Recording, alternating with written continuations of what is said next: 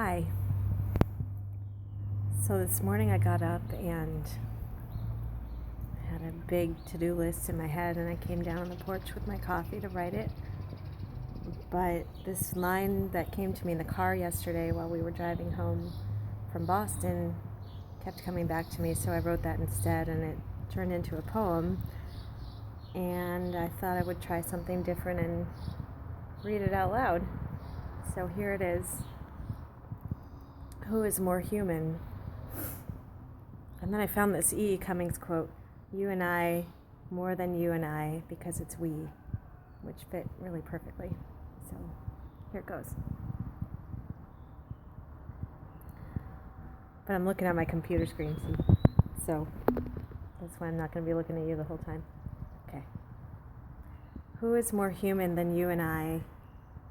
The bone and blood, the mouth and eye, the fear we feel or choose to leave, the way we meet morning and evening just the same. Who is more human than you and I, who wake up to the same blue sky and see the treetops or beach or buildings filled by longing or emptied by surviving? Who is more human than the one who breathes air through nostrils or lips or tubes, the doing the needs and the denial and truth, the ruthlessness of living and the flowers blooming, the world expanding and the world contracting? Perhaps only the planet is as human as us. She must feel the same, the stripped and the lush, the lust and the raw, the thin stretch and responding to conditions rising and lifting and falling. Who is more human, tell me? We're in this together, with no time to be clever or jealous or mean. There's too much to do, to learn and to claim, and to lose and to gain, and to hear and to see. The days all begin for each one of us, the same, with a moment of waking, a hunger pang, a question that may or may not have answers, a glance towards a window or a tent opening, or the door you came in through, or the one you stood under when the ground shook, when the heavens thundered, when you shuddered and wondered and cried out and held on. Who is more human than you and I? No one, I tell you. God tells me we're the only ones, and that we can close our eyes until death, or we can sit bedside and pray. The mailman's here. Hi. Excuse me, I'm sorry. That's all right, I'm making a video. You want to say hi? How you doing? God bless you. I'm all for that. He's all for it. Believe me.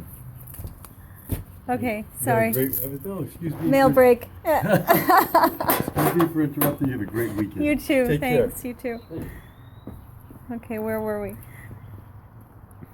We can go down with the ship or rise up to battle. We can tend to the cattle or betray or believe. We can leave or stay. The choice makes us human. We can want both and embrace the weak and the children. We can be heroes or villains, all writing the story of surrender and victory, of boring into the days, like surgeons and miners and lovers and broken leases and lesions undetected and lessons in the thorny stalks and jungles and concrete and love, love, love, loss. Who is more human than you and I, making up our lines as we go, unscripted and tender?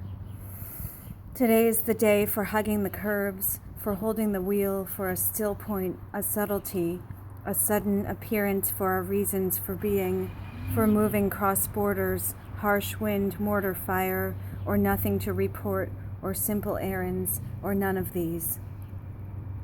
Wherever in the world you wake, who is more human than you? Who is more human than I? Who is more alive and able than those who convene at the table of rolled up sleeves and plans and solutions? And there's no more we can do.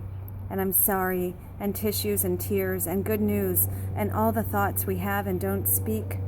The strong and the weak, the prayer and the pressed for time, and the privilege of sitting in brief moments of reverence, and the truth that not all things are beautiful, and the newborn in her mother's arms, the first breath and the last. This we all have in common, alarm and calm and all the middle places where travel between happens, our bodies containing whole galaxies of muscle mass and mystery. Who is more human? Tell me, and I'll tell you back. Tell me, and I'll listen. I'll listen.